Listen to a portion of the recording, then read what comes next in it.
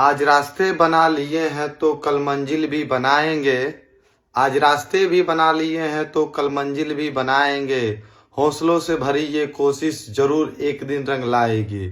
तो ऐसे ही रंग लाने वाले मेरे रोहित सर जो चंपारण के नाम को आगे की ओर बढ़ाते ले जा रहे हैं, तो सबसे पहले बहुत बहुत बधाई हो रोहित सर। आपका सुपर डांस एकेडमी मोतिहारी में जो है उसका आज 10 साल कंप्लीट हो गया है।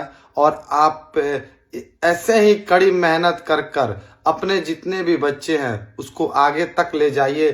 देहरादून तक नहीं, अब हर जगह तक ले जाइए ताकि चंपारण का नाम रोशन हो। धन्यवाद देना चाहता हूं मैं रोहित सर का, जो ऐसा सपना सकारा है और ऐसा सोच बनाए हैं आप। तो मेरे तरफ से और मेरे तमाम पूरे देशवासियों और पूरे भारतवासियों की तरफ से बहुत बहुत बधाई हो रोहित सर।